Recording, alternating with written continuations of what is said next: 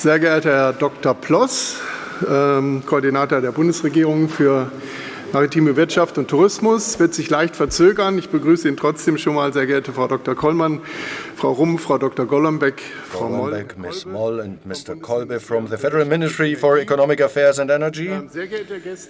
Dear guests, dear colleagues, here in the hall and also online on your screens, hundreds of people are watching us. I welcome our trainees that we have invited through DEHOGA. They have even established a seminar for this purpose to let them share these events. I welcome you to the City Coupe at Messe Berlin at ITB, the world's largest travel trade show for the 14th Accessible Tourism Day.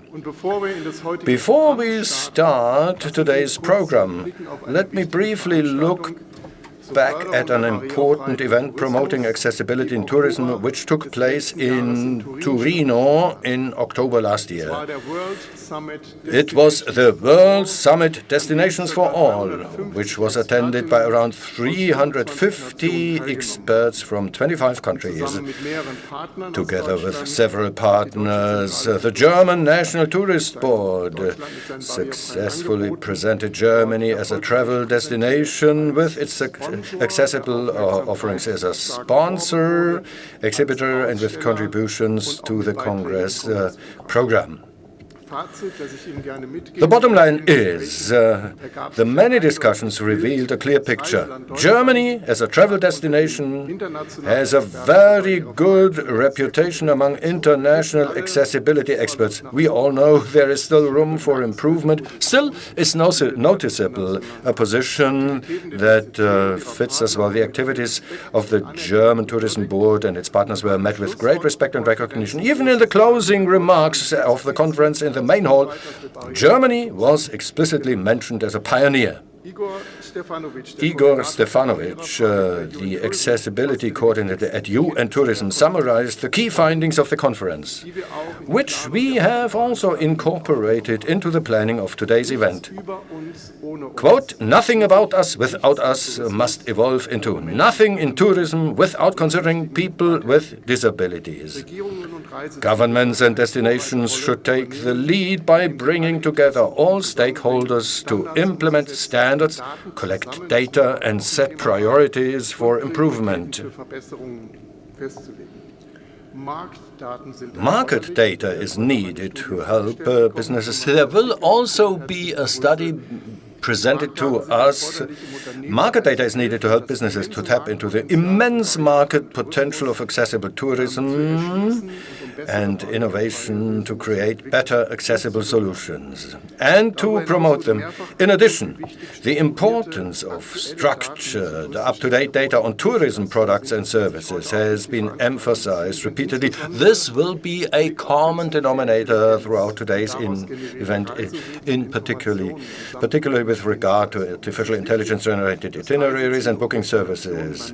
It is important that destinations and service providers take action in data management at the latest now. This insight reinforces the relevance of the nationwide open data project run by the German Tourism Board and many partners, as well as the national Travel for All labeling system, about which we will hear the latest news in a moment. We are building on these findings from Destinations for All today.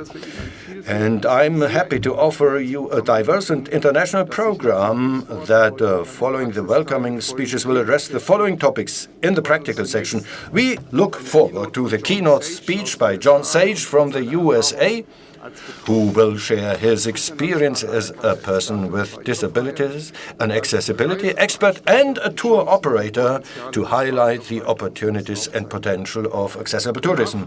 This will be followed by thematic blocks with the following titles: Accessible Cultural Offerings, from the first planning step to marketing. This is very important, together with the stakeholders down to marketing. Topic block 2, Successful communication and added value for everyone, a topic that has been on our minds for several years now, with the realization that there is still a lot of potential that we are not seeing and that needs to be tapped into. Then, topic 3, international tour operators will be welcomed here. They will discuss with us the right selection, survey and marketing of accessible offerings in accessible tourism.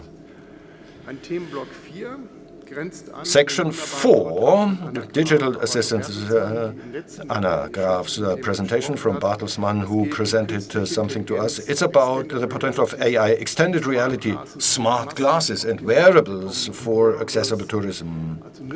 So these are very useful gadgets that can be helpful in accessible tourism too.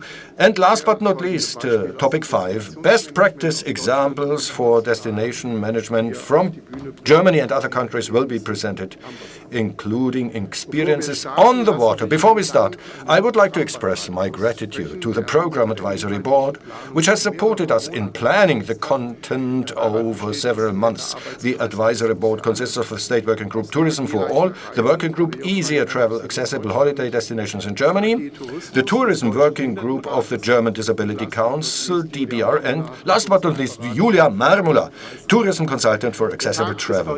The Barrier-Free Tourism Day is sponsored by the Federal Ministry for Economic Affairs and Energy and is also supported very well by Messe Berlin.